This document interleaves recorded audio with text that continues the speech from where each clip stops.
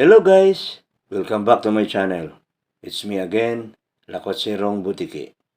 Mula doon sa tanyag na simbahan ng Valenzuela City, ang National Shrine of Our Lady of Fatima, nakatawid na ang Butiki ngayon dito sa makasaysayan rin na simbahan ng Quezon City, ang National Shrine of Our Lady of the Most Holy Rosary, o mas kilala rin sa tawag na Santo Domingo Church.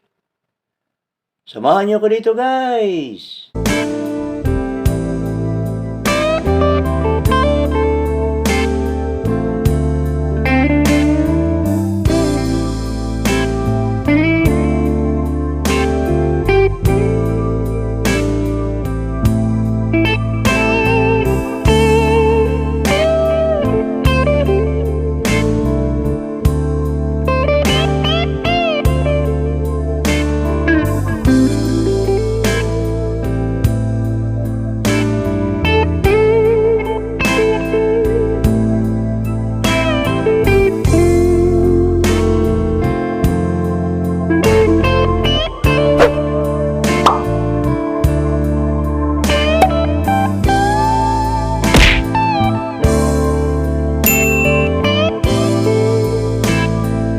Santo Domingo Church, formerly known as the National Shrine of Our Lady of the Most Holy Rosary, is the largest church in Metro Manila and one of the biggest churches in Asia. It is dedicated to Mary, Mother of Jesus, under her title, Our Lady of the Most Holy Rosary. This is the sixth church complex that has served as the mother house or headquarters of the Dominican Order of the Philippines. The Dominicans were one of the pioneering missionaries of the Philippines. The mother house was transferred to the Quezon City location after the Manila location was destroyed during World War II in the Philippines. The first Catholic missionaries to arrive in Manila were Spanish Augustinians, who came in 1571 with Miguel Lopez de Legazpi. The Franciscans came a few years later in 1578. It was in 1587 that the first Dominicans arrived in Manila from Cadiz in Spain. They were welcomed by Domingo Salazar, O.P., the first Bishop of Manila. The order temporarily stayed at the Franciscan convent in Manila, while some of them were sent north to Pangasinan and west to Bataan to begin missionary work. Salazar sponsored 3,000 pesos for the construction of the church and 300 pesos for the purchase of land. On January 1, 1588, the church, made of light materials, was inaugurated and it enshrined an image of Our Lady of the Rosary from Mexico. In 1589, the church was partially destroyed by an earthquake. As the roof had collapsed, the Dominicans decided to build a larger church made of strong material. Through the direction of Father Alonso Jimenez, the second church was made from stone. Contributions was given by Maria Perez, Captain Domingo Minjula, and a certain Captain Castillo. The church was inaugurated on April 9, 1592. A fire on April 30, 1603, destroyed a third of a city, including the church and its convent. Almost immediately after the blaze, a bigger and costlier third church was built. It contained a stone vault as precaution against fire and earthquake, and donations were used to fund construction. Though made of stone, it was destroyed by another earthquake on November 30, 1645, leaving only the high altar standing. A fourth church of stone and hardwood was built. It had wooden arches and wooden posts supporting the roof, thus dividing it into 3 naves. The artistic interior designs were executed under the direction of Father Francisco Gainza.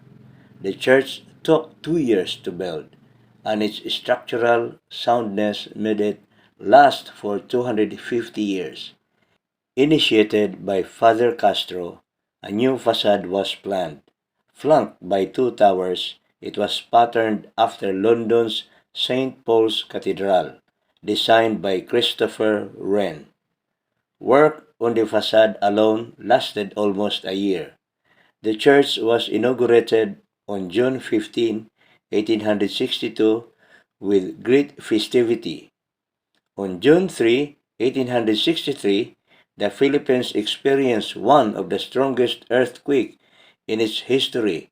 The church ruined by quake of the same intensity as that which hit Manila in 1645. A few months after the 1863 earthquake, Felix Rojas presented a plan for the church reconstruction, partly following the plan of the previous church and utilizing some of its salvageable parts. On August 30, 1864, the cornerstone of the present church was laid. In it was placed a lead box containing art objects, gold coins, medals of saints, and other things belonging to the Orden de Predicadores. Construction occurred from 1864 to 1887 in the Gotico Fingindo or Neo-Gothic style, using Philippine building materials. The immense columns resembling spreading tree branches were of akel, mulavi, and ipil. The vault was of zinc or galvanized iron. The stained glass windows were ordered from Europe. The four retablos were made under the direction of Father Joaquin Sabater, a professor of drawing at the University of Santo Tomas. Alberoni directed the painting of the main altar. After the Second World War, the Dominicans constructed the sixth church in a new location.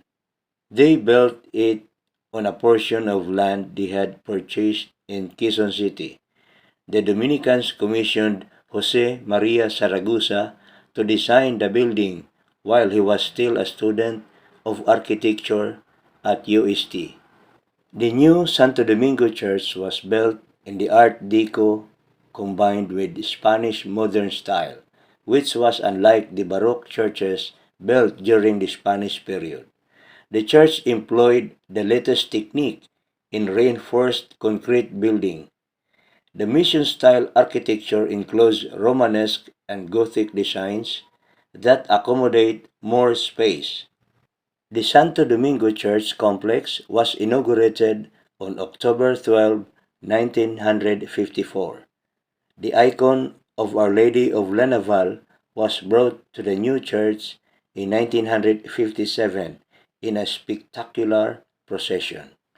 During the first few days of the new church, three boys playing on the grounds of the church were seen and recruited them by then prior of the convent, Father Pedro Tejeron Opi. They were 13-year-old Agustus C.A. Feria, his brother, 11-year-old Victory A. Feria, and their nephew, 11-year-old Vicente F. Sison. On another note, Edelberto P. Feria and his brother, Rinaldo P. Feria, joined the first chapel of the Santo Domingo Church. Aside from being an architectural jewel, the Santo Domingo Church houses artistic treasures. The second to six Santo Domingos were bound by a common symbol, the image of the Nuestra Señora del Santísimo Rosario, Lanabal de Manila. The image of Our Lady of the Holy Rosary is kept on the left side after all year round, except during the October fiesta when a special canopy and platforms are built for it behind the main altar. The image of Our Lady of the Rosary has been the object of Filipino devotion that dates back to the 16th century, and the icon's shrine in Quezon City is host to an annual fest that culminates in a procession that draws tens of thousands of devotees. Opposite, in the left, a side altar dedicated to Saint Martin de Porres. In the giant choir loft is almost a century-old pipe organ made by Fray Gregorio Huntomen, OP, made in Rosary Hill in Hong Kong. The Dominicans transferred the pipe organ from Hong Kong to Santo Domingo Church in 1954 after the chapel of Saint Albert the Great's Priory, the center of religious formation and studies of the Dominican province of the Holy Rosary, closed. The inauguration of the pipe organ was June 9, 1959. It was restored to its grandeur by Diego Serra Organ Builders Incorporated, custodians of the world-famous Las Piñas bamboo organ. The restoration involved repositioning of the pipe organs from the edges to slightly forward, reconstruction and modernization of the organ console from scratch, and most likely a reworked wind pump system. The Santo Domingo Museum houses other valuable objects such as centuries-old crucifixes made of gold and silver, rosaries, and a tabernacle, all of which had been used in the old Santo Domingo Church in Intramuros. The Dominicans endorsed the designation of the Santo Domingo Church and the Shrine of Our Lady of the Holy Rosary as a national culture treasure to the National Museum in 2011. It has been listed as a national cultural treasure following the signing of Museum Declaration Number 4 on October 4, 2012 during the enthronement rites of the image of Our Lady of the Most Holy Rosary, La Naval de Manila, and unveiling of the official marker on December 8, 2012. The declaration is the highest distinction the government can confer on a cultural property. The declaration follows Republic Act Number 4846, otherwise known as the Cultural Properties Preservation and Protection Act. It is the first national cultural treasure listed in Quezon City.